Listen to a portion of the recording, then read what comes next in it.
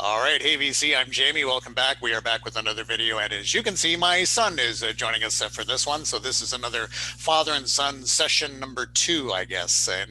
So Malcolm, welcome first of all. Good to see you. Yeah, thanks. Good to be here. Good to see you virtually. Yeah, because as folks may or may not know, my son is in Michigan, and of course we're here in Ontario, so our borders remain closed. So this is the only way that Malcolm and I can chat and talk. And so, how you doing? I mean, I'm okay. I'm like anyone, just surviving a pandemic, trying to make light of it to keep my sanity. Yeah, well, at least now they are talking about opening the border. Obviously, it's really premature now, Oh, but are they it's now? interesting now. There's some discussions about opening the border. Of course, in terms of, I guess, in terms of the vaccines, it seems like Hmm. the Americans are doing quite well in terms of at least getting the vaccinations out. A lot more than we're doing here in Ontario or through Canada, I think I can safely say. Yeah, they definitely seem to be getting it out. I know a lot of people that have already gotten their Yeah. shot too, so they're all good to go now. It seems to be spreading pretty quickly. It helps here in Michigan too that the Pfizer vaccine was manufactured here, so there's a Right. little bit of Yeah. that. But yeah, it seems to be headed in the right direction. We're kind of at least having conversations that this summer might look like sort of like back to normal, but with masks on kind of thing. Oh, So okay. like, you'll be able to do regular activities again, but they're going to still encourage like mask wearing. So it's like you can still go to the pub, but like just wear a mask while you're there and stuff like that. So like there might be a little bit of normalization going on. Yeah. So we'll see Exactly. what happens. And you'll be happy to know your grandmother and your aunt are going to get their vaccinations coming up this Saturday. So Oh, fantastic. Good for them. Yeah, there that's you go. great. So yes, here we are, and of course, as we spring forward this weekend too. Of course, I scheduled this. You know, we lose an hour's sleep over the weekend. Oh well. So we're going to be talking things like drumming today in terms of favorite drummers and a look at Malcolm's music career that he has put some music out there. Actually, he's got quite a bit of music out there. So I'm going to be leaving links. At least I can do that. I know how to do that. I can barely do this, but I know how to do that. So we'll leave links on this YouTube channel here so you can check out Malcolm's music. Now, first of all, Malcolm, I think we did talk about this last time, but you are a drummer. That is your forte. That is your Yeah, I would consider it my, if anyone asks like, what are you? I guess my gut instinct is to say I'm a drummer or a percussionist. It's the instrument I feel most fluent and comfortable on. Anything else, it takes a lot of brain power, I think, to like come up with something to play or whatever. But drums is definitely that instrument that if anyone approached me and said, "Hey, do you want to sit on it in on a session or help write some music?" I'll be like, "I will be your drummer. That's the thing I know how to do." What Everything else attracted kind of. you? What attracted you to playing the drums of all the instruments? Like, Mhm. obviously, there are a lot of drummers out there. A lot of people who love the drums, but as opposed to guitar, as opposed to whatever. It's honestly a question that I never really thought too hard about, to be completely honest.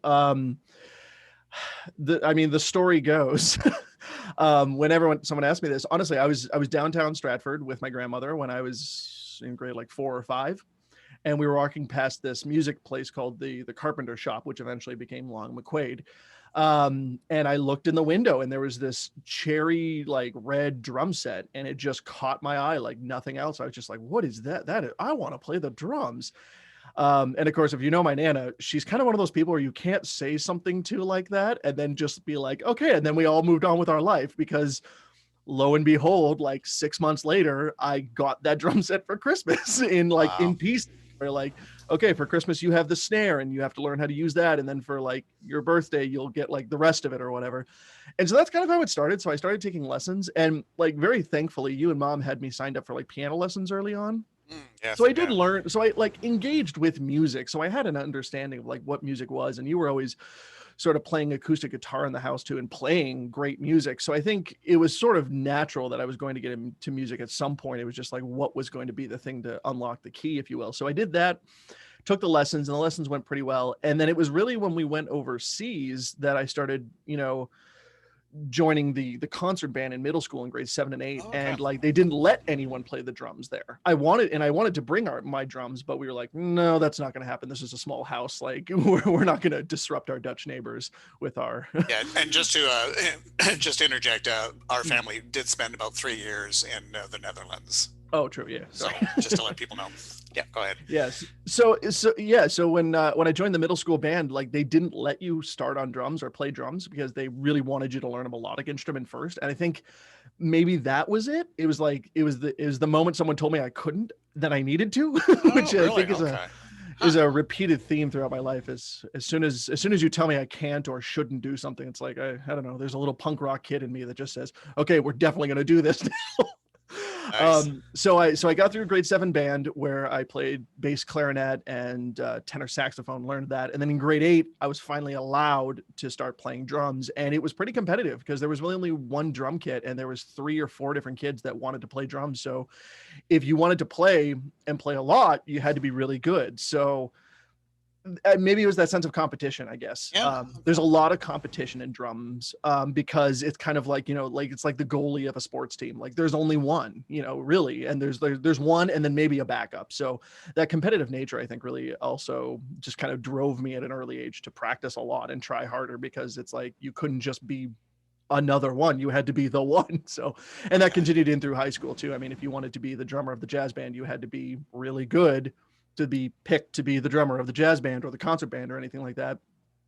And then even going to college and studying under David Zerby at Alma College. I mean, I was just a minor, but even then the atmosphere was very competitive in terms of if you wanted to be the drum set player or just get the good parts, you had to be good. Like you had to Right. stand Yeah. out and be good. So yeah, I think for me, drums is the lifeline of any music. I mean, like the melody is what makes you like hum, but it's the drums that makes you like nod your head and tap your foot and like engage with the music. I think the drums are just where the feel all comes from. And I love the fact that a drummer can dictate the feel of any piece of music. I mean, you can write a beautiful melody, but like the drums or the rhythms behind them will really dictate how you feel when you listen to Okay. that, whether you like have a halftime feel or a double time feel, whether you're like head banging or just kind of like, sussing it out or whatever, the drums just dictate all of that. And I think that's super cool. And I think that's what drew me to metal music specifically, where the drums are a prominent instrument. They're Okay. really highly featured. They're a prominent instrument. They're always very high in the mix. And there's a lot of virtuosity in metal drumming. And I think that attracted me as well. Again, from that competitive nature of just like always trying to push myself, always trying to see what else I can do. Metal music gave a big platform for that. And for For that you, ability to I push was yourself. just thinking about your days in college because you went to college in the States in Michigan, and then you really kind of branched out into a lot more like sort of the xylophone or the vibes, which is that Mhm. considered part of percussion or is that something Yep. separate from percussion? And why is Yeah. it So part of percussion? because you hit it. It's called Just keyboard hit percussion. it. Yeah, I mean, most people would actually argue that the piano is a percussion instrument as well Ah, okay. because you hit it. Those debates can go back and forth. But yeah, the world of percussion is really a lot larger than anyone thinks. It's not just drums. I mean, like, Okay. yes, it's like your traditional drum set, your bongos, your claves, like anything that you pick up and hit is considered basically a percussion instrument. So like, um, so yeah, keyboard percussion like xylophone, marimba, vibraphone, bells, all those kinds of things. If you're hitting it, it's considered a percussion instrument, but there's tons of melodic percussion instruments, which really makes it so that like a percussion ensemble, for example, like I played with at Alma College, can do almost any piece of music with only percussionists because there's plenty of melodic as well as like rhythmic type instruments. Yeah, it's fascinating that way. I had no Mhm. idea that, in terms of you think drums, and again, if you're, Mhm. just listening to rock or whatever, you're just thinking drums. But then it's the incredible world of the vibes or, xylophones, that Mhm. sort of things. It's Yeah. pretty Or amazing. pan instruments too. Like, Yeah, you have okay. the Caribbean pan instruments that has really exploded in the United States where there's full bands of just pan instruments. They're all pans and you just like they have kind of tuned notes in the pans and you hit them with like tiny little metal and rubber mallets and they create tones and you have to be kind of conscientious. It's not just like if I just hit it, it will make that note. Like you have to kind of find the note a little bit and make sure you're playing it correctly. Yeah. So the world of percussion is not just like, a drum that you hit. It's really all encompassing. And then there's Zamfir, master of the pan flute, but that's a whole different thing. That's a whole different thing. Okay, let's talk in terms of. So, how long have you've been drumming since? I don't know how many years has it been now, like roughly. I would say grade 5, Oh, okay. which uh, you'll have to excuse me. I'm still at that age where like most of my life is cataloged based on what grade I was in.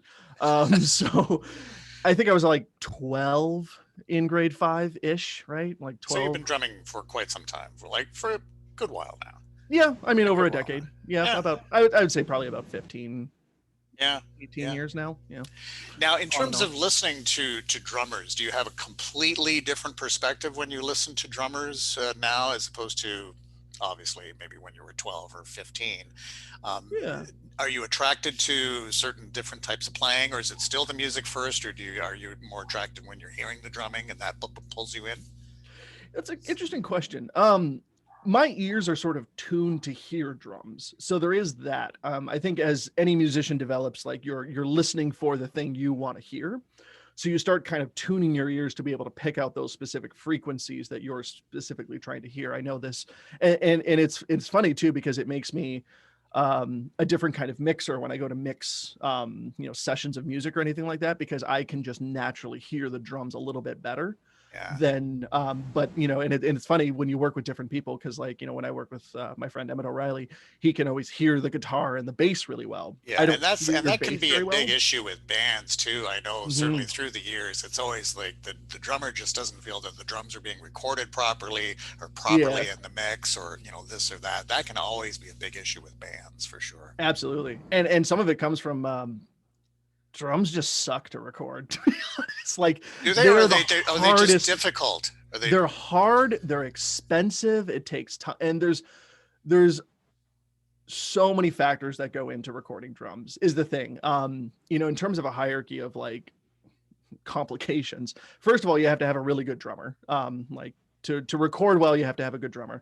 And then the heads, like the drum heads that you pick to go on your drums will completely change the sound. And then your ability to tune those heads will completely change the sound. And then you have the actual drums that you've picked. Like I always kind of believe that you can make like you can make a $500 drum set sound like $1 million if you really know how to tune, but there are like limitations. Sure. So it's like you got the drummer, the heads and the tuning, the drum selection, then you have the mic selection, because every drum has to have its own mic on it, and then like you have to have an engineer who really knows like how to pick the mic and how to place the mic. And then you have the interface, so all those things like then go into an interface that converts that like that audio into like digital information for the computer to read, and then like that will affect the sound based on which ones you choose and other like gear that you run that signal through. And then you have to have someone on the other end too, a mixer who actually knows how to process real good drums and knows what to do with them, because you'll listen to them back on the computer when you first record them, you're like, yeah, that sounds pretty good, that sounds like a drum set, but it doesn't sound like what it sounds like in a record. Like that Okay. process is Yeah. that is a long processing process. So yeah, that's the thing, is like drums are just stupid expensive and hard to record. It takes so much knowledge, it takes so much practice and just money. Like it's so much more expensive Is than that anything else. why? Do you think, is that part of why you're not getting, like, I don't know, acoustic or live drums on as many recordings? Oh Do you yeah. think that it's Oh becoming so yeah. synthetic and so programmed that way? 100%. It's 100% the reason for the increase in program drums, the increase in drum sample replacement and everything like that, which I fully admit I use. Yeah, just drums are expensive and a pain to record, and it takes people that really know what they're doing. It takes a drummer that really knows what they're doing. It takes a mix engineer and an audio engineer. Like it takes three different kind of brains that really know what Yeah. they're doing to get really good drum sounds that are But natural to without me, all the there's nothing enhancements. like the sound of a drum. Yeah, actual drums though, as opposed to, you can synthesize anything, and I'm not a drummer or anything like that, but there's nothing like the sound of actual drums. When that comes in, That's fair. yeah, To me, it's all about the live. To me, there's nothing like a live drummer. To me, I don't really mind the sort of the modern processing and techniques for getting recorded drums for an album. To me, like those techniques allow the drums to really speak really well and allow the drums to cut through like they just can't if they're natural. To me, the magic really comes in a live drummer. It's when you're standing in front of the stage and they hit that kick drum and it just like convulses your chest. Like that's the magic right there. Or just when you're and just when you just see that drummer just like get in the moment and he's just yeah. cracking that snare, and you can tell like the engineer who's at the back of him was like, God darn it, just turn, like stop hitting it so hard. He's trying to get all the knobs correctly, and he's just going, and you see the band just kind of like driving. Like that's the magic to me. So to me, it's more about the live experience of watching a drummer play that's really like interesting to me, at least. Whereas opposed to the records, it's like, just make it sound good. That's fine with me. Okay, so on that note, who is your current favorite drummer? Because I find it is difficult. Like I think I've changed my mind 3 or 4 times even before this recording. So it's so hard to say. But you have at least a different perspective on that. You know, the pause. And I'll say right out, like, I'm terrible at picking favorites of anything. Like, I really am. Like, I can't pick a favorite anything. I don't have a favorite ice cream. I don't have a favorite type of pizza because it changes every month. It's really all about my mood. Yeah, which is and fair. What I'm kind of searching for in the moment. So I started writing down a list, and then the list got like 2 pages long of just like names of drummers, and I was just like, I don't know. Top 5. And I think that's the interesting thing about what we have with me. I'm not even sure if I have a top 5. Okay, well, I'll leave it in your capable hands. Well, here's how I'd like to frame the conversation a little bit, if you don't mind. Sure, absolutely. I think what's really interesting about the music scene right now is that we have so many different like avenues in which to appreciate drummers, which is really quite cool. It's not like you only have like drummers in bands that you can appreciate. We have YouTube drummers that like all they do is put out stuff on YouTube. And I think that for me is like a subgenre of drummers that I specifically look to, because the YouTube drummer tends to be a lot more virtuosic, and like just tends to be a lot more focused on showing off and being like, look what I can do. Isn't this so impressive? Whereas like drummers that are still, in bands and producing albums tend to, adapt their style a little bit more to the needs of the song as opposed to the need to show off themselves. Yep. And then you have drummers that are really trying to like push the envelope and just do weird, new and interesting things. So in that vein, like I find to really answer this question, you almost have to pick like a category of and it's okay if you're mentioning people I have never heard of. It's okay if you're mentioning people I have never heard of. Fair enough. Yeah. So yeah, I guess in that vein, like one of the drummers that really just kind of like blew my mind when I was a little bit younger was a drummer called Holland. And he's in the YouTube category. He started doing like YouTube covers, and he's made a very healthy career for himself right now, which is really impressive. And he is just, wow, he's just a drummer that can move. He's got it all. He's got the hands, he's got the feet, he's got the speed, he's got the dexterity. He's just really just impressive player. Like just wow. I mean, you can pretty much pull up any of his YouTube covers and you'll be pretty blown away pretty quickly at what he can do. And again, I really, although he does play in a lot of bands and stuff like that, he really kind of got his start and his like notoriety from YouTube. So I definitely put him in that sort of YouTube category.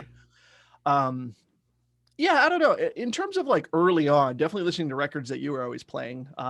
It was a lot of, classic rock bands that heavily featured the drums. So that was always really cool. It can't be understated the, how much some of, these drummers that have really played just a huge role, just not only in the culture, but also the music itself. Mike Portnoy, I guess, was, sorry, I'm just like looking at this list and I'm like, who do I talk about? Because Mike Portnoy, I think, was probably one of the first early drummers that really just like caught my attention and held it in terms of his early playing with Dream Theater. It was just like, oh, wow. Like mainly because Mike Portnoy really added a lot of like musicality to his drumming. He wasn't just playing the beat. He would play along with the guitar lines, and he would like accent the different things that the different band members were doing. He would kind of take his moments, but then also like sit back and then just play the beat. So he's definitely a drummer that taught me a lot in terms of just like how to play progressive music too. That was around a time when I was really getting into progressive music. So he's definitely one that really caught my eye and was just like, oh, okay, here's how you can play a little bit more conceptually too. Like he would play a fill at the beginning and then he'd bring that fill back at the end.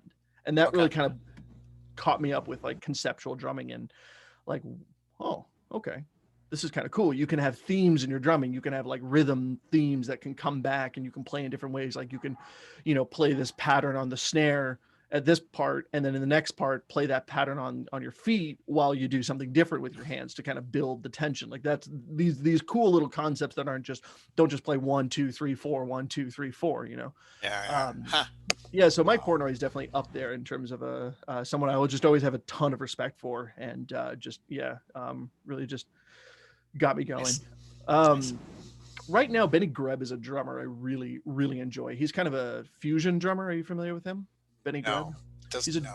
yeah, German kind of fusion drummer. He's definitely one of those drummers that are like pushing the boundaries of things. Like he's always got kind of weird kit setups, and he plays a lot with like polyrhythms and just different kind of musically rhythmic, interesting things. Again, a very thematic drummer. Like when you listen to him talk, he really like thinks about why he's playing these different parts and things like that. He's produced a lot of DVDs and books and stuff like that too, and they're always really great. Right up there with Benny Greb is Jojo Mayer, too. Are you familiar with him? Jojo Mayer. No, not offhand. Yeah. Or maybe it's Meyer. I think it's Jojo Mayer. Meyer. Oh, I'm blanking now. Where's he from, or like, what's he? Is he with the band, or? Yeah, he's with a fusion. Again kind of one of those fusion drummers. He does a lot of drum and bass type stuff, and really kind of push the envelope in terms of trying to create organic drum sounds that sound electric. Okay. So he did a lot of weird stuff like that. Like he like kind of just like puts things on his drums. Like Okay. he would take like a drum, like just a drum head, and then flip it upside down, put it on the drum, and then hit the drum and go, oh, that sounds like really like fat and weird. And it like Okay. has like, and it cuts off all the sustain of the natural drum sound, which kind of gives it an electric feel, because that, you know, those electric drum samples have that very just like a tacky with no sustain kind of sound. So he does stuff like that. It's really cool. And he's just a very fluid player. Like just to watch him play, he's just like all over the place, but doesn't like miss a beat, and just very fluid. And he's just fun to watch, you know? Cool. So after our conversation, we'll leave at least a listing of the drummers that you're Cool. talking about. So we'll definitely post some names there for sure. Anybody else on your list that you want to spotlight? In terms of metal, you know, there's a lot of metal drummers that have to be appreciated. Right now, I'm really into Matt Halpern, who's the drummer from Periphery.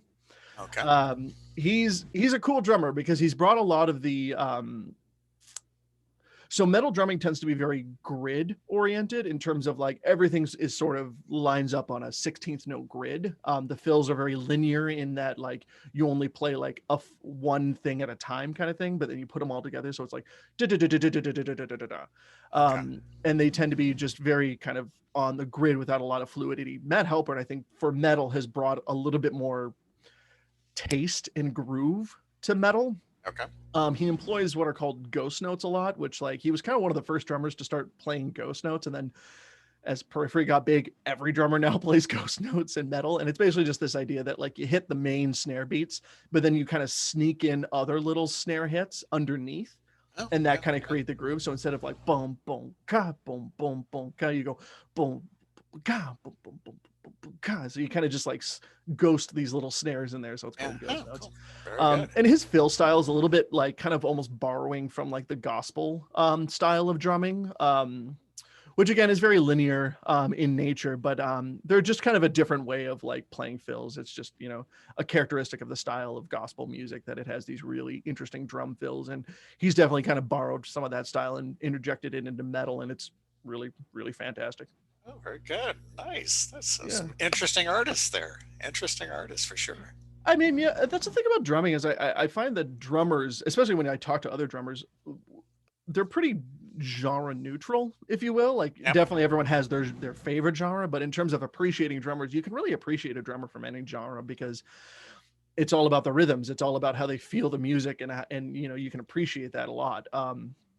Definitely in my own style, I've started gravitating towards more drummers that have more feel and are doing sort of more unconventional things on the kit, because I think we're seeing that trend go on, as you know, because as we've discussed, like, you know, a lot of drums nowadays on big records are even programmed. Like the drummer never actually plays it. It's Yeah. all programmed. Wow. And or like the drummer goes in and he plays it all, but then every hit is replaced by a perfect hit that was pre-recorded or recorded somewhere Yeah. else. And that's called sampling or sample replacement. Yeah. Which, you know, everyone just, you know, we can debate the merits of that for days. Yeah, so I find myself in that, in a world where that is sort of the norm, very much so now. I find myself very attracted to drummers that are sort of like doing things that intentionally break that norm and Sure. aren't able to do those kinds of things because Sure. their dynamics are so extreme that like no engineer is going to spend the time to like go in and replace every one of those hits, or they're just doing things where like, oh, that's never been sampled before and that's not done. So you have to just let the drummer do what they're doing.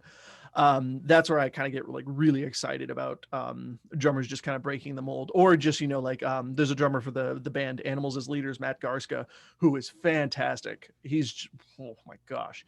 And he's a drummer too that like, and his stuff is like sample replaced for the albums and everything like that, but he's just really pushing the envelope in terms of metal drumming, like incorporating a lot of quintuplets as opposed to everything you know, on a 16th note grid. Really weird polyrhythms and metric modulation, stuff like that. Yeah, just really just like, how can I just be as musical and as weird about this? And I don't mean that as a diss, like I love that kind of stuff, No, but that's interesting. how can I just be weird about it and like, you know, kind of throw off like the head bobbing? How can I do it in a way that like kind of like throws you and makes you kind of more pay attention to what's going on? And then on that note too, I guess I definitely want to shout out a drummer. His name is Chris Turner. He's releasing a solo album right now, but he's the drummer for Ocean's 8 Alaska. Okay. He is one of the most intense drummers I think I've ever seen. But the reason I want to shout him out is because he's really, really good. Oh my gosh, he's really, really good. But his thing now is that he is not doing any albums with any quantization or sample replacement. And all of the drums that end up on his record are supposedly one takes. Oh. So whatever song he's recording for, he'll do like 9 takes or whatever, but he'll only use one take. He won't like comp, which is where like you have kind of like 5 or plus takes, and then you kind of pick the best parts of each one and then put them all together. Exactly. Yeah. He's doing no comping. He's doing absolutely no sample replacement, which is crazy when, especially when you hear it, you're like, these can't be real. But then you slow it down and listen to it, you're like, yeah, no, these are real. And he's not doing any quantization, which is just where you take all the hits and then you put them onto the grid. So you edit everything to be like perfectly on the grid or whatever. Wow. It's like the old days, of Frank Sinatra. We're doing this in one take. Okay. Yeah. Roll like the tape and I'm out of here. Okay. Yeah. Like that's kind of his philosophy, is he really kind of wants to do it like au naturel, if you will. So definitely probably not the music that a lot of your listeners will enjoy, but you know, the effort that he's putting in to do it is very commendable. So, you know, again, it's music. You never know. Like, you know, it's all different, great tastes and different variety out there. So yeah, that's an awesome list. That's great. So we'll definitely leave those names. Cool. I'll leave the information as part of this. Oh, and just because RIP, we can't understate the I don't even know how to sum it up. The contributions of Neil Peart. Of Neil Peart, yes, can't be understated.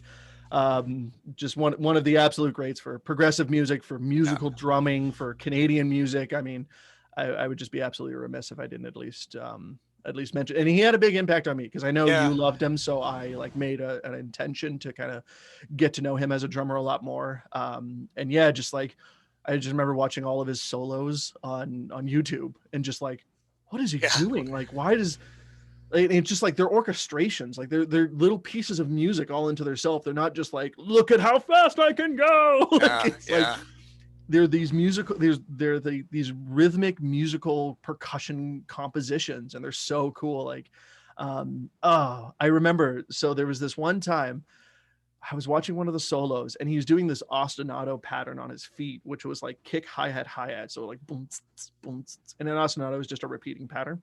So he goes boom, boom, and then so it's in 3/4, and then he just starts like kind of like soloing over top of this foot ostinato. And I was like, oh, that's pretty cool, but like that seems really simple. And then I went upstairs and I could not do it, and I was so mad. I was just like, this is so easy. Why can't I do this? Because it's just like right, left, right, left, right, left, right, and then you just do that. That's all your feet are doing is just right, left, and then you're just like playing whatever you want on your hands.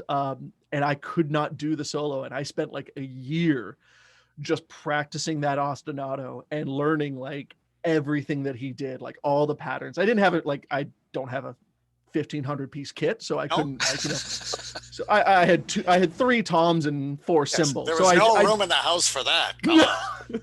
Oh, You know, like I could fit the kit into my bedroom, but my bedroom would have just been the kit if I had yes. the real part kit. So Open the door.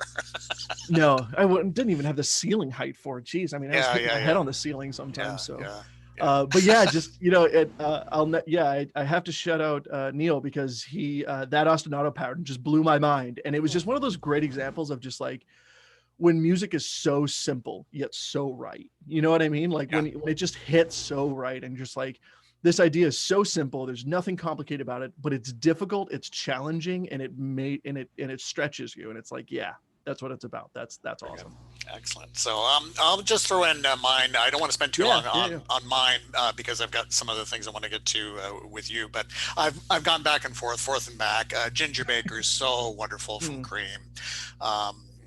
Bill Bruford from Yes and from King Crimson is just a fantastic, to me, such a lyrical drummer. And he's one of those guys that can really hit it, and it's just like effort. Like he's not like, sweating and really slamming it. Like he's just one of those guys that can but it's so percussive and but he can hit hard when he wants to, and just terrific drummer. But I'm gonna go with Keith Moon, the Loon, because what fascinates me about Keith Moon, which I think he's a great drummer, but he was in a band where, particularly with Pete Townsend, they didn't really appreciate what he brought. Because when you have Pete Townsend writing the songs from a real hard R&B rock background, I mean, there's tons of interviews where Pete Townsend, I mean, they love Keith as the personality, but Pete Townsend would often say, like, I've got a song and it needs the boom, and then you've got Keith that's going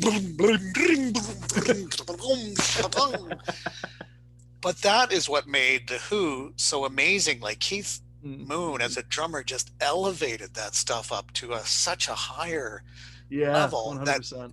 And I'm fascinated by groups where you got somebody like Pete who really never fully appreciated Keith Moon's drumming.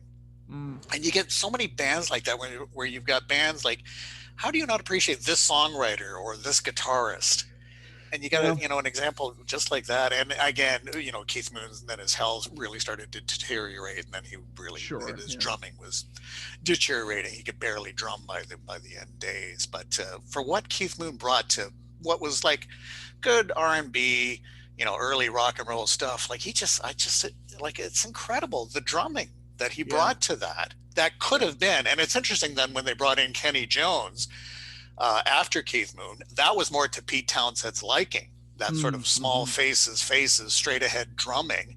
To then with Roger Daltrey didn't care for Kenny Jones. Like it's just like the dichotomies of these bands, like it's incredible. But like Pete Townsend still, Kenny Jones is great because he is giving the more forward, straight ahead drumming rather than Keith's, all over the place. But it just added so much, like how, like Baba O'Reilly or Won't Get Fooled Again, like what Keith brings to that is incredible. Yeah, no, I think you're absolutely right. And I think there continues to be examples of that into the modern day. I would say Travis Barker is sort of the modern day Keith Moon in a lot of ways, because Blink-182 was a pop punk band. They just needed a drummer to go 1 2 1 2 1 2 1 2 1 2 1 2. And Travis Barker brought like these like drum licks, like these like little like pieces of music that were like playing in the middle of verses and choruses. Like I don't think there's anyone that says like, Travis Barker didn't like make Blink-182 a musical band, because like they were just these like pop punk kids making like whiny high school pop punk music. But then you had Travis Barker just like elevating all of it. So much in the same way, and I think the benefit is that Travis Barker, I think, was definitely appreciated for what he did and what he brought to Blink-182 and still is, because he's kind of an incredible drummer that way, in terms of he's willing to collaborate with anyone. Like if you want to make a song, Travis Barker's ready to jump on your track. It's crazy. But, drummer for hire. Yeah, no, literally, it seems like that. Like I swear, every 2 weeks there's a new music video. It's like, featuring Travis Barker. What? Really? Who is this? Like, very good. Yeah, no, that's a good list. I like that a lot. Yep. Okay, so I'm going to take a look at some of the physical copies that you've had from your musical career, shall we say. So you've been in several bands over the years, and you're continuing to put out videos, and not only videos of new music, but you also do what do they call them, like drum covers? Is that covers? Yeah. Yeah. Yep. Yeah, covers So is. we'll leave a link because you have a production company called Gorillaback Productions. Hmm. So we'll leave a link to how you can find out some of Malcolm's music. But came across some of your old Short Circuit CDs, Oh, no way. You have the old like self-burned. self-burned. And what I Oh, had no wow. idea is that you had different colors for all of these. And it wasn't Yeah. just different colors, like this is the green one, obviously. So the band was Short Circuit. And then the songs are listed here. But Yeah. not only, like you had like green and red and Hmm. yellow, Well, but then you had different labels for like everything. Like even the green ones, like yeah. would have a different sort of configuration on the label. Yeah, so that was like an early like high school, I guess you would call it guerrilla marketing tactic where so it was really cool. So that was back when like when no one had their own computer, right? Like it was very uncommon for someone to have like their own laptop or something like that because So this what was time are we talking about with this, it's like roughly? 2007 maybe. Okay. So like all we had was like our parents' household desktop Yeah. computer. Yeah. You guys had a Dell, and I figured and I learned that it had a laser printer in the computer. Had a laser. Yeah, so like you could go to I think it was like Office Depot or like Office Max or whatever it was and get these like these colored like blank CDs and you could laser print a design into the top of it. So that's so we figured that out. So we Yeah. pulled Because some money it's not a together. label sticker, is it? It's No, actually, which is it's kind of from that cool that way. old Dell like tower Yeah. desktop computer and like so we Yeah, went that's right. to Yeah, it's not a we label went to sticker. Office Max or whatever it was and got like just a pack of these different colored CDs and we like did up it and I think there was a software that came with it so that you could do like a design. Yeah, so there was like you could import a photo and then add like text onto it. Oh god, that looks terrible. It's like a little devil person that It we was a probably like different time. yeah, so there was like a little devil person that we probably just like Googled and like ripped off of Google and just put it on there. Like no one designed that for us. We definitely just like copy pasted it off But of Google. you did a different one for like every CD. Like Yeah, there's a yeah, like because I we would have thought all went the to like green ones would have this label, all the yellow ones would have this label, but you've got different ones on every yeah. single Well, one. because we were doing all of it ourselves. So like the time it took was just our own time. It wasn't like we had to pay for the different things. Once we had all the materials, we could just make it. So like it was sort of this like tactic that I remember we discussed is like everyone should be completely different. And then people will get jealous that they don't have like the one that they want. And then everyone will buy it and then we'll become rich and famous and rock stars. Like it was like these are the conversations we're having like grade 10 three guys like in cargo shorts in a barn making terrible like music just like oh yeah this is it like before viral is even like really a thing like this is how we were going to become big rock stars was So you've got four putting out this tracks on demo. here. So you've got Yeah, that sounds about right. extreme fat smash, Fadeaway, bad reaction, and drag the innocent. Any Yep. memories of any of those one of those particular tracks, or Oh yeah. there's So the recording of it? yeah, let me think. Okay, so all four of those songs were written by Emmett O'Reilly and Travis Jakes. They were the main songwriters when we all started. Who I you think still keep extreme. in touch with after all these Oh yeah. years? Still Yep. very Oh definitely. close. It's Yeah. amazing. Emmett wrote Extreme Fat Smash, and it was about like it's like a pretty fast, like punky song. All about just dealing with like being a little overweight in the modern world. Um, and then Bad Reaction was the ballad, which I think Travis mainly wrote. And it actually was a really popular song. Like we still played it until the end of the band, which eventually became Deny the Threat. So like right up until like 2011, I want to say, or 2012, we were still playing that song and people loved it. Okay. Fade Away was sort of the big, it was like a thrash. Like again, too, this is the early days of this band. So like every song is like a different genre practically. So Fade Away is like a thrash song because Emmett was sort of getting into Slayer. And so it has this like really simple riff that's like quite catchy. In the chorus was like a bunch of like whoas, which is a lot of fun. And then Drag the Innocent is this actually one of my favorite tracks from the early days. Emmett wrote it and it's got this really great guitar solo and this really awesome riff. And I was doing some weird stuff on the drums. Yeah, I think we recorded those four songs in the bassist that we had at the time, whose name was Theo, a good friend of mine, and we recorded it in Theo's basement. I think it was one of those things where like Theo's dad had some recording software.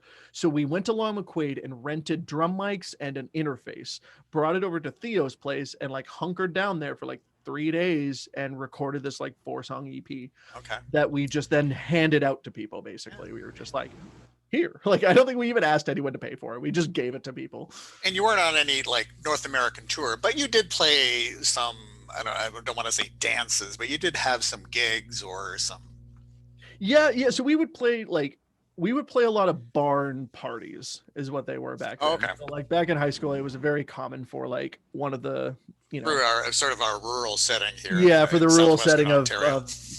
South Huron, and because Travis and Emmett were from South Huron County, so we played a lot over there too. But yeah, basically someone would just have like a big barn party. And or Legion. I think you guys played at, various legions and things, I think. And that was when we started setting up our own shows. That was a little bit later. Definitely in the early days. It was just like someone was having a party and we would just convince the person to let us basically just set up somewhere and play music. And they were like, yeah, as long as you just like do it only for like an hour or whatever. And then get out of here. Yeah. And like too, like we only had like 4 of our own songs. So we were playing mainly covers back then. So we would like show up. And don't bother the barn animals. When you're playing, don't bother the barn animals. Make sure you're not too loud. Yeah. No, but yeah, that was kind of the deal back then is you showed up and you played like 4 of your own songs kind of interspersed between all these covers that most people knew. So it was a lot of AC/DC, which is why I hate AC/DC so much. Okay. Is because it's just like, older now, I have a lot of appreciation for AC/DC and what they were and what they did.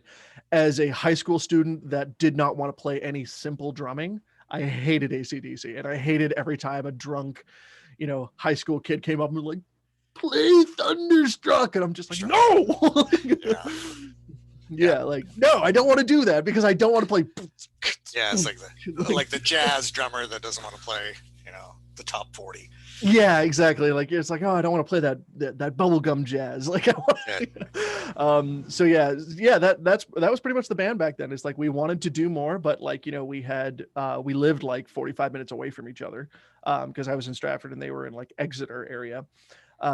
So it took a while to, kind of make that happen. But we kept playing together, kept making songs, and eventually, as I'm sure you have there, we came out with a few more releases. So that was okay. Yeah, as I say, I've only got the physical copy. So was there something digital before this came out? As I recall, was there? Yes, so that's the second album. Yeah. We released the first album, I think, digitally and like just like the burned copies. Yeah, like I don't think I have any of those. Really? Copies. Yeah. Official burned copies. Anyway. No, I thought you did. I think not official. I think you made your own. I made one. Didn't you say you found it on like Pure Volume or something like that? I found it. I have to go online and find my son's music. So that had come out, and then so that was What Have We Done? So that included those 4 songs, and then I think like 4 more. So it was like a total of 8 songs, I think, and that was that first album, and that came out at the end of high school, so like 2009. And then 2011, I think, is when we came out with that guy. Yes, 2011, exactly. So this is, so you changed the name from Short Circuit to Deny the Threat.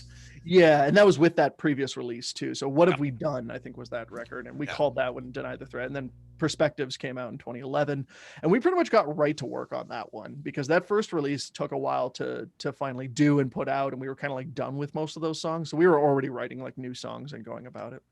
Yeah, there you go.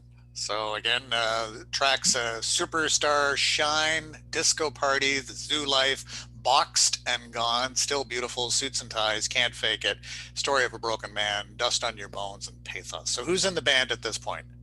So at this point, it's still me, Travis, and Emmett, but we now have Max Santandria as the drummer, which was kind of a fun story. I mean, we had a headliner gig for a Battle of the Bands that we got hired to do. Yeah, it seemed at this time you were playing a lot more Battle of the Bands, Legions. Yeah, so at this point, we're either putting on our own Sonic shows Laws. or getting like calls to play shows. Yeah, so we were playing a lot at that point, and starting to do what we'd call like regional tours, where we would have like 3 shows like scheduled for a weekend. So we would like all drive one place and then all drive the next place and then all drive the next place. Yeah, and because they're not like dances or sock hops. No, they were like where they're shows. Yeah, definitely. Yeah, and we're playing like regular weekends at like like the Behaven Cafe in Stratford. We were playing there like fairly regularly. Yes, And, yeah. like So putting on it these was like shows all a over the it was place. like a coffee shop for young people at that time. Yeah, it was a Something, coffee and internet bistro, I think was like of course. the tagline there. So, Yeah. but yeah, they put on shows a lot, and they would have us come in and usually headline shows or whatever. Yeah, so we were just playing a lot. So we got this request to headline this Battle of the Bands at South Huron, which was a Battle of the Bands we had won twice previously when we were in high school. So we needed a bass player because we were without a bass player at that point. I knew Max from high school because we had played in jazz band and stuff like that. So I just called him and said, "Hey, can you fill in for this gig?" And he said, "No problem." It went really well. We started playing more gigs, and we are like, "Max, do you want to just like keep coming to these gigs?" And he was like, "Yeah, I'm good." And then we started recording the album, and we were like, "Well, Max, you're here. You might as well like plug in and record what you've been playing to these songs." And about halfway through that recording process, we were finally like, "Okay, Max, we like you in the band." And he kind of gave us this look like, "Wait, I wasn't in the band." Yeah, usually the way. Yeah, we were like, "Oh no, it's just like we're making it official." He was like, "Oh, okay." Okay. Yeah, it's kind of like Ron Wood from the Stones. I mean, I'm not. Yeah. Wait, I'm not in the band. Yeah, really. But yeah, it was a great record. So in the previous one, we had done like most of the songs with Les Smith from St. Mary's, and then we had decided to re-record 4 of the songs with Alex Chuck Krotz, who I knew from high school. Just because we were trying to get like a specific sound that we weren't quite getting. So we re-recorded those 4 songs, and that went super well. So we decided when we went to go record this one, we knew we wanted to go with Chuck. And so we did the whole thing with him. He kind of like, recorded and produced and mixed the whole thing too. So he was pretty involved, and that started a very long relationship with him. We all still work with Chuck. We're all still very good friends. And of course, you can check it out on myspace.com. Yeah. /deny the threat, which I think still exists, but it hasn't been updated for a while. Technically exists. Yeah, it doesn't have like like we went hard on like the MySpace thing was the way that bands got their stuff out back then. Like, oh gosh, yeah. We paid like a digital artist to like redo our whole MySpace with like graphics and stuff like that. Like, it was the thing to do. Like, that was your website, was your MySpace. But yeah, I love opening up old records and seeing like a link to the MySpace because it immediately dates the record so brilliantly. Yeah. It makes me laugh. Right. I'll open up some old CDs nowadays, like pop them in and just see that like, the MySpace is linked at the bottom and just die. It's so funny. And in terms of listening to this, what I really do enjoy is really the youthful energy. Like it's raw. It's not polished. There is definitely like that youthful punk energy that is through this stuff, which is amazing. And that's why I do not regret ever going with Chuck to engineer it, because he was like our age. Like, I think he's just like a year younger than me, as opposed to going to like a bigger, more established studio, because Chuck wasn't at the point where he was like editing things really. Like, he could edit a mistake, but he wasn't like in the mindset to edit everything. You know what I mean? Like, he was still learning as much as we were. And like, we came in and he was like, he had recorded some bands before, and we came in and we're like, "Hi, so we want to record this really progressive music where there's a lot of time signature changes and a lot of tempo changes. And we also want like a full orchestra to appear at the end. We're not going to program them. We're actually going to bring those people in." So like, we brought in like a French horn player and a cello player and a violinist and a double bass player, basically on a punk record. And they play on like 3 different tracks, and we wanted and we said we're going to fill the room with 10 people to do all these gang chants. So like, and we want like 50 layers of everything. Like, like there's going to be like 10 different instruments playing at the same time. Just go with it. And so like, so I think that's where some of that energy came from. I think was that fact that like Chuck was learning with us at the time. Like, he was really good and the record came out really well, but like, it's the fact that like we all kind of were learning as we went. And I think that's where that comes from, is it doesn't have that like perfectly polished, like you said, finish, because like Chuck wasn't there at that point. We weren't there. Right. So it has that kind of like punky rawness to it, which I really enjoy. And who decided on the parental advisory sticker? Or was that to be cool? I think that was literally just to be cool.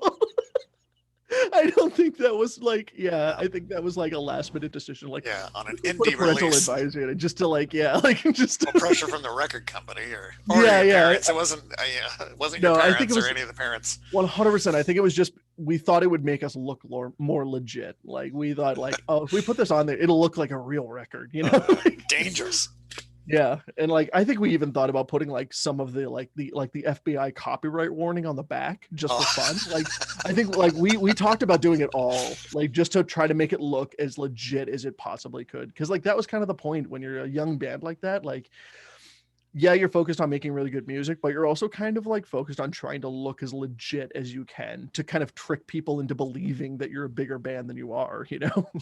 Well, I remember when the box of CDs arrived, I think that was that exciting moment when Mm-hmm. the finished product arrived Yeah. in terms of the first actual, you know, physical copy of something that was actually manufactured and produced. And I remember when Yeah. that arrived, and Mhm. you guys were pretty excited about that. That's for sure. Yeah, it was a cool moment. Yeah, it was Yeah. the first time that ever happened, and that was again too back when like that wasn't as easily done. You know, Yeah.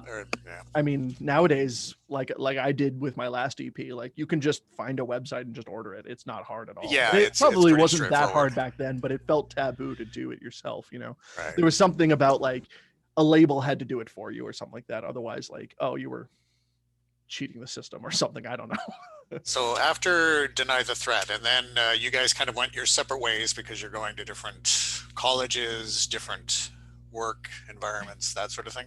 Yeah, it was like 2012 at that point. So we like, you know, we did the kind of the again more regional tours with the record, play with a lot of bands, did a lot of playing, and it was all really good. By 2012, I think I was in my third year of we were all in our third year of university, and it kind of just seemed like we were not kicking a dead horse, but it was just like it was a lot of together, physically difficult to get yeah, together. because we too. couldn't get together throughout the year, so we really Yeah. only had the summer to do stuff in like the winter break. So Max decided he wanted to focus more on jazz bass at Humber, so he did that. And then it kind of at that point, the three of us just sort of talked, and like he was our third bassist that we had gone through with this project, and we kind of just decided like, okay, maybe it's time to just like move on to other things and just let this go. Okay. Which I think was the right decision at the time. So Deny the Threat's kind of broken up or on, you know, sort of on ongoing hiatus. So then what, and you're continuing on in college, and then where did, in terms of the musical path, lead you? You did some other online stuff or stuff that's been available online. I don't know if we want to talk about Maple Dipped as a whole side project, or Maybe we can talk where about do you it. want to go? Yeah, sure. Where are we going at right after this? Yeah, I mean, so like this is. So I spent 2 more years, like another year and a half in university finishing up. So, and where I was minoring in music. So I'm still very involved in music and everything like that. Shortly after that, I joined a band called Rainfall, and we spent about 4 months writing a 14-song album. And that was going very well. And then we hit a couple like productions. So we had the full 14 songs written. We had all the drums recorded. We had all the guitars mostly recorded. And then we kind of just like got run down by like scheduling and stuff like that and couldn't quite finish it. And after about like 3 months of it kind of just like in flux, and we were playing shows and stuff like that, so that was good, but we couldn't quite get this record finished. And the two guys in the band, Adam Jordan and Dustin Smith, we kind of just had a conversation, and they said they just weren't sure they wanted to continue pursuing this project. Basically, it wasn't really what they wanted to do. The sound hadn't really gone in the direction they had really wanted, and we kind of agreed, okay, we'll just let it go. So we did. So that was a lot of work that kind of went nowhere. But asterisks on that, I'll come back to that at the end. Yes. Okay. Foreshadowing. We're such good storytellers, Dad. In any case, so after that, I kind of was like really run down by trying to pursue music career-wise, because I just couldn't quite find the right people to work with. I had kind of wanted to move to Toronto, but like the dice kind of just couldn't be cast in the right way to make that happen. And Emmett had kind of gone that way at that point. Emmett was in Toronto, yeah, because he had gone to school in Toronto, so he was still in Toronto and joined a few more bands and was going really well that way. So, if I moved to Toronto, I didn't necessarily have a project to start, and that was kind of giving me a little anxiety. It's like I didn't really want to make the big jump to move to Toronto unless I had something to move for. You know what I mean? Like I didn't want to just pop up, try to get a job, and try to make that happen. So I kind of just let it go for a little bit and kind of refocused and thought like, okay, I got this undergrad in history. Like, what can I do with that? I started kind of refocusing my career, and in the meantime, I just started practicing writing music just for fun. And that's when the Maple Dip project started, which was basically, I wrote a couple hip hop songs just as songwriting practice, basically, just for fun. I showed them to my friend Tristan, and he loved them. And so one night, very drunkenly, we said, we should just record lyrics to this. This would be fun. Like, let's just do it. So we did it, and we wrote the most stereotypical like hip hop song ever. Like it's just a joke song. It might as well be like a Lonely Island B-side, kind of thing. And we just, after we were done, we listened back and we're like, this is terrible, but this was a lot of fun. Do you want to just do a couple more? Yeah, let's do a couple. This is terrible. Let's put it out. So we kind of just kept going, and then out of nowhere we had a 10-song album of these hip-hop songs that kind of got more serious as they went. Like the more we got into it, the more serious we started taking it, so the subject matter got a little more serious and stuff.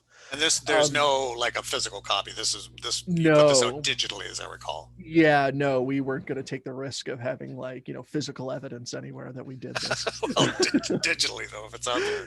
Yeah, sure. It doesn't say my name or his name on it. It just says Maple Dip. Now we know though, and it's called Maple. And just for anyone watching, it's called Maple Dipped. That's PPED. It's kind of a play on Maple Dip donuts, if you will. I guess. Yeah. The Maple Dip donut. Yeah. So yeah, we called it Maple Dipped.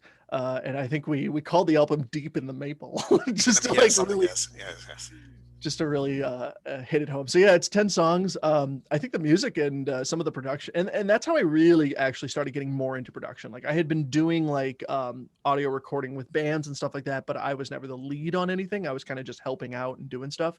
This was the first project that I wrote all of the music. Yeah, this was the first album where I wrote all of the music. I wrote most of the lyrics. I mixed and mastered the whole thing. So it was a big accomplishment in a weird way, like for how silly it was and how like much of a joke it was. Like it was a big accomplishment for me in terms of like my development in audio engineering and recording. Very good. Okay, so then then where are we going after that? So I kind of took a break at that point because I went back to school. So I went to Fleming, and then Tristan actually came with me and just went to a different program, and we roomed together. So then we were now living together, which we hadn't been before. So we were like, we should write another Maple Dip record. so we did. Okay. We took this one a little bit more seriously. Again, I think it was like 8 songs with 1 cover, so like 9 total. Okay. And we wrote and recorded this pretty much the whole thing while we were in school. Recorded all of it in our apartment, and that one's called Double Dipped. Double Dipped, of course. Double Dipped, yeah. Now, can people access this music, like in terms of no. No, it's nowhere to be found. If you want a copy, if it comes up with some friends, I'll just give them like a digital copy of it. But we decided it was probably best for both of our because we were trying to have careers at this point. Well, he was on his way to be he was on his way to be a paralegal, and I was trying to be a curator of a museum. So we were like, okay, but probably just saying it's out there, people will be searching for it. So we've got the Maple Dipped, and now we're getting into sort of what you've been more working on. So now we kind of get into Sons of Horus a little bit. So Sons of Horus was a band I actually technically started before the second Maple Dip record. I was living in an apartment in Midland, and I had a real urge to start writing music again. But I was living in an apartment. I didn't have drums. I couldn't really play. Like I had written songs on the guitar, but I needed someone else to make them into real songs. So I started just writing drum parts, just like drum music, basically. Literally while I was at work, if there was downtime, because I worked in a furniture store, so there was a lot of downtime, I would just start like handwriting drum part music. And I kind of just put all these parts together of like drum parts that I'd always like written on my own, but just had never fit into a song. So I ended up writing 4 songs of just drum parts. So they were full songs, like, arrangements, but they just had no music. They only had drums. So I started reaching out to people to be like, hey, like I wanted to put together a virtual super group, basically, of just like 5 different people that would all collaborate together to write this like 4-song album that I had this like high concept for, that it would be called Canopic EP. And then each song would be named after one of the Canopic jars, where, if a person went through mummification, they'd have their vital organs removed, put into one of these jars. Each jar had the name of a god. The 4 gods collectively were Sons of Horus. So that's kind of where that comes from. And I had a terrible hard time putting the group together. I had a lot of interest initially, and then not a lot of follow through. And you weren't ever supposed to get together with these No, it was other just supposed to be like a people, virtual, yeah, it virtual, was or just because you can do that quite easily. yeah, yeah. And that's what I thought. I was like, yeah, this could be kind of cool because it wouldn't be high pressure. Like there wouldn't be, people could just do stuff, send it in, and then it would be done. And yeah, and I got one song of guitar done from trying to do it that way. So the project kind of stayed in stasis for about 5 years, where I kept sending tracks out to different people to collaborate. They would have a lot of energy, a lot of excitement, but never quite get it done. You know, they would send me a couple riffs. It would sound good. I would be very encouraging. Nothing would ever get finished. So eventually I ended up writing 2 of the songs just myself. I just kind of hunkered down and was just like, okay, I'm going to just figure out how to play something that sounds cool. And I ended up programming a lot of the guitar solos and stuff like that of the songs I wrote because I couldn't play them, but I wanted them to sound cool. And then eventually in about 2018, 2019, I met a guy named Gary Locke here in Michigan, and he really jumped on board and was ready to go. So he wrote the last 2 songs, and I was finally able to get it finished. So then it ended up being a 5-song album. The first song is an introduction, but it's like a full-length song. And there she is. So yeah, so I finally got that finished, sent it off to get mixed by my old friend Chuck, who mixed it, and then he sent it off to master, and then I just kind of decided to get that one published just because it was my first solo release, really. So yeah, I kind of found a graphic artist who did all the art for me, Zach Garsa, shout out to him. Yeah, and it's kind of just like a speed prog metal record. And this is all instrumental, so it's all instrumental. It's a 5-track, and honestly, I think this is the best thing, in my opinion, that you've done. Because I think the production on this and just I played this again over the weekend. This is outstanding. Oh, thank you. Thank you very much. I just think, and just the time signatures, it can be full on, but then, you kind of soften it up and then back full on sort of thing. I think it's absolutely, I think, again, in terms of, we'll talk about your current project. For me, like, I really like instrumentals, and you don't often get this kind of music on instrumentals. Usually you get the vocals, and they can be screaming vocals, which people love and people don't like. For me, like, in terms of, I just think it's really outstanding in terms of and the production is amazing. Like, it is. Thank you. Full sound for sure. Absolutely. Yeah, and it's pretty cool because I did engineer the whole thing myself. So like I did all of the recording and sort of like the pushing of the buttons and everything like that, and I edited it, and then I sent it off to Chuck, who is a professional mixer, who mixed it all together and he really made it come together. Like, they were sounding pretty good, but when they got in his hands, they was like, okay, now this sounds professional. Like, it's really cool. Okay, so and now you've got your latest project. There's kind of an extension on this with vocals, sort of thing. Yeah, so there's one actually in between. Last December, I can't keep up. No worries, I can't either. So last December, I started working with a friend of mine who goes under the stage name Scotty Blue. He kind of expressed an interest in wanting to do like a hip hop mixtape, and I kind of had been wanting to do more music videos through my production company, but was having a hard time finding clients. So we kind of like just talked, and we're like, well, what if we just cut together a mixtape and then we have 5 songs to do music videos for? That's cool. And he was like, okay, cool. So we did that, and that was really cool. Actually, that was a really new experience because unlike the Maple Dip stuff, like with Tristan, I just wrote a song and he said, cool, great, I will rap over it. With Scotty Blue, it was a little bit different because we decided to like be a little bit more collaborative. So I ended up writing about 10, maybe 15 different, like just like 8 bars of a song, and then sending those to him. And then he would listen to them all and say, okay, I like this one. I like this one. I don't like this one. This one I like, but it needs something more. And then I could make adjustments. And that's how we decided what 5 songs we were actually going to do. Cause that's the kind of nice thing about hip hop. It's all mainly based around an 8-bar loop that then you kind of just like change enough that it creates different sections of the song. So that was really cool. So that's what we did. So we ended up writing 5 songs of a mixtape. It's called Scotty Blue's Clean Hands, Dirty Money Mixtape.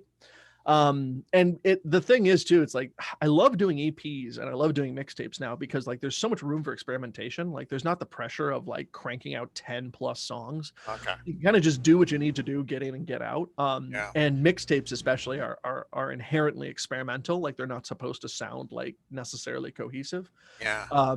So for the Scotty Blue mixtape, I was really able to just write whatever I wanted. So there's like an early 2000s hype song, there's a lo-fi hip hop track, there's sort of a like a summer fun time kind of a track, and then a couple others too that are kind of just, you know, like kind of late 2000s, early, you know, 2018-ish type hip hop tracks.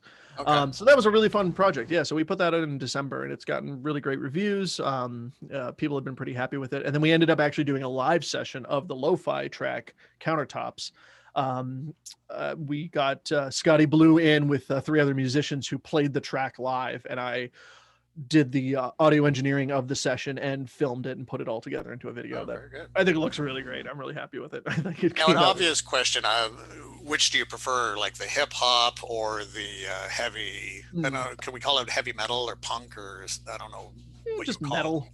Metal. Metal, like to me, metal is the big umbrella for it all. You know, Which do you prefer, or is it?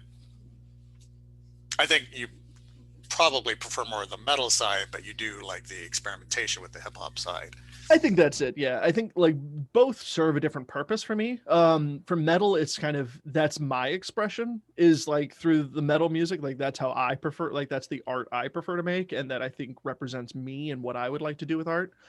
Hip hop is just sort of a love of the genre. I just really, really enjoy hip hop and I really enjoy it. It's very generational for you too. Like your generation really has embraced hip hop. Very much so. Yeah, I would agree with that. And for hip hop too, I take a little bit more of a producer role as opposed to a kind of the roles I take on when I do metal music are a lot more involved. Like I'm a musician in the creation of the music or the composer and everything like that. With hip hop, I especially like working with other people because I get to manage someone else and kind of try to get the best out of them. And I take more of a producer role in terms of like, and it's good songwriting too. Metal can kind of, you know, it can have traditional songwriting elements, but like I really like hip hop because it forces you to kind of streamline everything, like make it simple, stupid, that kind of stuff. Like, you know, because like hip hop has to be. Hip hop is about the lyrics and about, you know, the kick and snare. That's what it's all about. Everything else is kind of just there for texture and fun and color. And so there's something really good about that, about practicing that, about especially in songwriting or just general production. And it's a different means of production too. I mean, different techniques, different recording techniques, different mixing techniques are employed when you know, do a hip hop record versus when you do a more metal record. You know, it's very different skills. So it's nice to kind of just work the brain in different ways and just kind of explore different avenues for that. So you've got that, and now your current project is Yes. sort of continuing with Sons of Horus. Is that?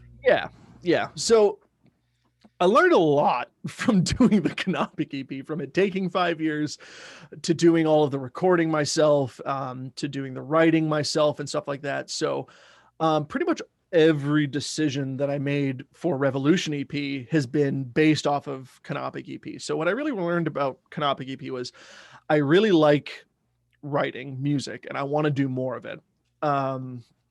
And I really have an interest in, you know, more band-based music. I miss it, to be honest. It's been a while since I'd kind of like really done band-based music. So the Revolution EP is entirely written by me. It comes out March 15th. Okay. So the entire 4 songs were entirely written by myself. I wrote all the drums, the bass, and the guitar. I play the drums, bass, and guitar on it. I do all the screaming vocals because I decided I wanted vocals in this. Vocals were supposed to be part of the Canonic EP. I just never found a vocalist that could handle it. So I decided to write much more kind of like songs for this one. Like I wanted a little bit more like verse, chorus, breakdown, bridge, chorus, or whatever. Okay. Kind of traditional songwriting more. And I just wanted to kind of explore historical themes. So really, if I could kind of sum up Sons of Horus, to me, Sons of Horus is my sort of creative outlet to write heavy band style music. Yep, fair with a enough. historical theme always attached to it. So that's what this is. It's just like it's just sort of it's the name. It's Sons of Horus is just the name I give to this project, where I will probably just indefinitely now put out EPs that all have like a historical theme to them, and it's just going to be band-based music playing relatively heavy music. And it'll be available digitally or Spotify or iTunes or.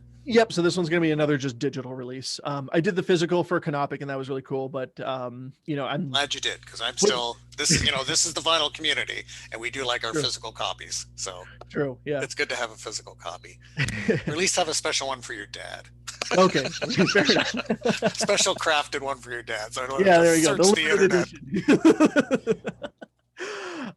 Yeah, the thing is, I am footing the bill for all of this entirely myself, because I don't have like a label or management or anything behind me. It's just a need to keep writing and creating music. So there is an element of that. So that's why I didn't decide to go with a physical release for this latest one. But yep, Spotify, Amazon Music, Apple Music, iTunes.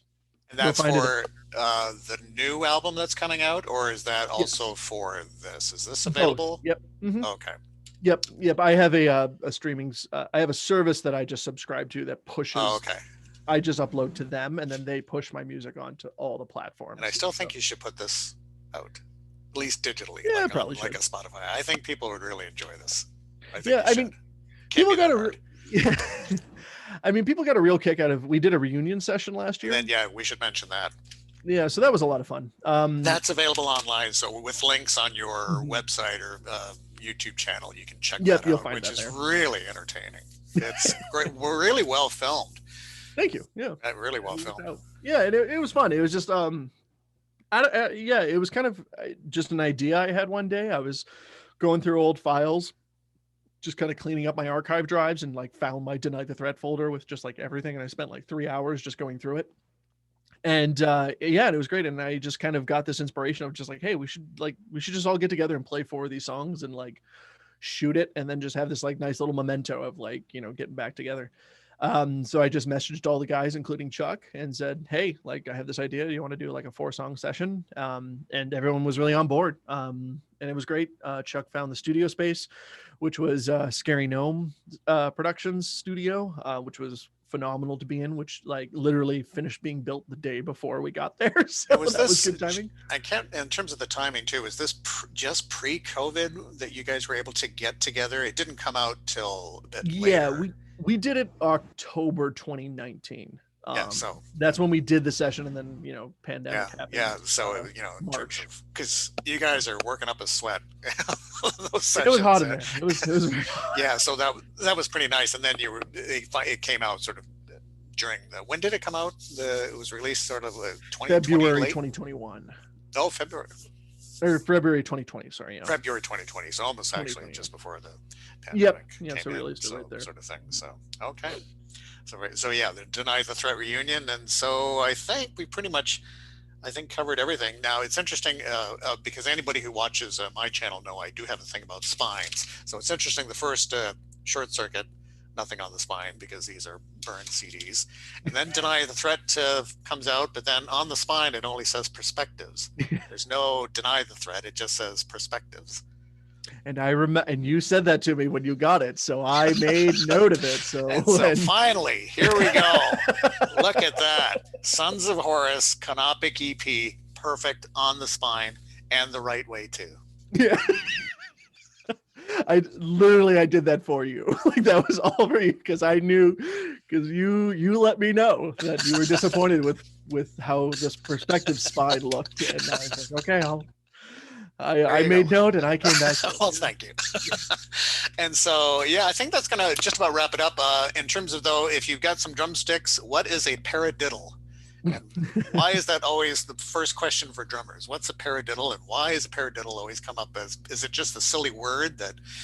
It might be the silly. I mean, so the way I like to explain this is that, like, a melodic instrument has scales that they learn, which are just these patterns, to understand how key signatures work and how notes relate to each other. And it's sort of like the foundation of understanding music that they're playing. Is if you know the scale, everything else kind of comes pretty naturally. So what drummers have alternatively is a paradiddle. which are referred to as rudiments. So rudiments are just different kind of sticking exercises to teach you just how to basically just to get hand dexterity. Because when you do these paradiddles and you can do them very fluently, or these rudiments, sorry, and when you do them fluently, you can kind of move around different drums when you have multiple drums a little bit easier because you're used to being able to hit either 2 at a time or 3 at a time or anything like that. So a paradiddle is just a rudiment where you go right, left, right, right, left, right, left, left. And that's it. Okay. So they call it a paradiddle because you can kind of say it when you stick it. Paradiddle, paradiddle. Okay. But then you can have a double paradiddle. So paradiddle, paradiddle. So that would be right, left, right, left, right, right, left, right, left, right, left, left. And then you also have a paradiddle, diddle. So paradiddle, diddle, paradiddle, diddle. So you go right, left, right, right, left, left, right, left, right, right, left, left. Okay. Yeah. So in drumming, the paradiddle is the big bad one. It's the one that everyone learns first. So that's why it's so popular. Because it's so simple. I mean, it's just right, left, right, right, left, right, left, and you can just do it forever. And you just learn to do it fast. You learn to do it consistent. You can put different accents on it too, which are kind of cool. So you can go like accent on the one and the one, or you can do accent on the upbeat. So, yeah, and you kind of displace that accent all throughout it to kind of create different grooves and different feels. And just holding those sticks for a second, in terms of the way you held those were more of the sort of Buddy Rich jazz kind of style, as opposed to, again, more the rock where it tends to be full on like that. Is it more of just a preference, or can you get, is the paradiddle better with the Buddy Rich style? I don't know if there's different terms for those. Yeah, so this is referred to as traditional grip. Okay. It's traditional because this is. They should call it the Buddy Rich. I'm just saying. Yeah. The Buddy Rich. Okay. Well, the reason they call it traditional is because it comes from a war drummers during the time of when you had like drummers drumming you into war, basically. Sure. Yeah. So the drum would be slung on like a sash, or sure. I don't know what else you'd call that in this moment. But so the drum would be kind of sitting beside you here, just kind of like resting beside your leg. So it was pretty awkward to play like this. So that's why this hand got flipped, because then it was parallel with the drum, and you would be able to play the drum because it was always on your side. So then when the drum moved to kind of in between the legs with the drum set, this style had always been taught, so it just kind of stayed. But for a lot of drummers, this doesn't really make sense, especially if you have your snare drum just like flat, because it doesn't go with the curve of the drum. So that's why you see Buddy Rich, his snare is like tilted way back like that. Because then it fits his hands, because he's going down like that. So like he has the drum fitted for, or he had the drum fitted for his left hand like that. So that's why traditional grip was. This is just very plainly called match grip because your hands match. So match grip is pretty, self-explanatory. It gives you a lot more power, honestly. Like you can get a lot of power out of the traditional grip if you're really comfortable with it. Or that's more the Charlie Watts, is more the traditional style, and you get more of the jazz drummers. And exactly. Like and you'll still see a lot of jazzers like play like this just because it's kind of indicative of the style. But yeah, match grip is more like this. And then there's kind of 3 different types of match grip. So there's French, where you kind of put your thumbs on the back of the sticks, and then you mainly control the stick with your fingers. That's French grip. You'll see that a lot in like timpani playing. Then there's German, where you kind of put your hands like this, and like the palms go straight up, and you do this. And then there's kind of American, which is sort of the hybrid, where you kind of have them out more at a 45-degree angle. And you do like that. So most people will do American and then maybe like French if they're trying to do something specific. Like a lot of metal drummers will use. What's that? Do you do all of them, all the styles? Because I think of you that way, but then having said that, with your marching band stuff. And like marching bands will still use traditional. I learned match grip. Elma College Kilty Band all did match grip because, again, we had our snares all flat. So, and all the drums are flat. We didn't put them at the angle. So unless you're playing the snare at an angle, it really doesn't make sense to use traditional grip, because then you're having to like overextend your hand to get like a rim shot or something like that. Yeah. But again, fascinating for somebody like Neil Peart, who obviously did the full on, but then Mhm. late in his career decided to switch to that. Yeah, you'll see that a lot when when guys start studying other techniques or just wanting Yeah. to, transition. And it's funny too because drummer Thomas Lang, who is a robot person in terms of a drummer, he started off playing almost everything traditional style and found he wasn't enjoying it and that his drum sets, like he wasn't configuring his drum sets to accommodate it. So he's now switched to match grip. To match grip. Okay. Yeah. Well, there you go. Fascinating stuff. So I think that's going to wrap this one up. So obviously we'll leave links in terms of some of the drummers you've talked about and links to your music.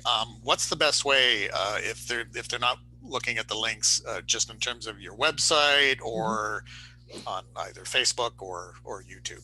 Yeah, I mean, best way to find me, or just kind of any project I'm working on, I pretty much release all of my video related stuff on my Gorilla Back page on or channel on YouTube. So if you just look up Gorilla Back Productions Malcolm Cottle on YouTube, you'll probably find me or something I'm doing related to. That's the best way to find me on YouTube. On Instagram, I'm just at Cottle Mac, and I post a lot of just kind of what I'm up to on Instagram. So feel free to follow me there. My main website is Gorilla Back Productions, where I kind of have just like a splattering of all of my video work, my partner Trevor Norman's photography work that we work together. His stuff is up there too. Yeah, those are kind of the main places. And then of course, any streaming site you subscribe to, I'm on. I'm pretty sure just look up Sons of Horus on Spotify, Amazon Music, iTunes, Apple Music. The two albums should be up on there as of March 15th. I got the new Sons of Horus record, Revolution EP, on March 15th. It's all about historical revolutions. It's got some la-las and some rah-rahs, so look out for that. I am currently working on Scotty Blue's second mixtape. We're in pre-production right now, so that should be coming maybe sometime in the summer, we're hoping. And I'm all set to release a new EP with a different band coming in April. The band is called Head That Wears the Crown. It's going to be called Revival EP, and it's 4 songs, and it is with Adam Jordan and Dustin Smith. Okay. The band that had that 14-song album that never got released, we kind of just started talking, and we have re-recorded 4 of the songs that we wrote for that, and we'll be releasing 4 of them as part of an EP under the name Head That Wears the Crown this April. Oh, lots happening. And, we should mention too that there are a number of drum covers that you have available, a variety of different songs. What's been your most popular drum cover of the ones that you've done? Do you know offhand? Or Yeah, I do actually, because it just recently started blowing up for like no reason at all. It was this cover of an artist. He's a pop artist called Black Bear. And it's his song some bummer anthem. Black Bear is the artist. Well, they can Black Bear is the find artist, it. yes. They can certainly find it out there. Yeah, hot bummer summer. No, that's not Hot cross buns, just in hot time for cross Easter. buns, yeah, but it's a Black Bear song. I posted it like last year, sometime during the summer, and it was kind of just like random. Like I heard the song a few times, and I was just like, oh, this would be fun, and I kind of just threw it together. I didn't really think much of it, and then it suddenly just like blew up with comments and views. I just don't know where that came from, but yeah. Okay. So that's Hot Girl Bummer Anthem, I think that's called. Yeah. Okay, so very good. So Malcolm, thank you so much for the conversation. This was fascinating, especially all the different musical genres that you've been doing, and continued great success. And I don't know when we'll see each other again, but keep our fingers crossed, Yeah, no kidding. Okay, so that's going to wrap it up for this one. We'll chat again. So hopefully I'll be able to end this Zoom meeting like this.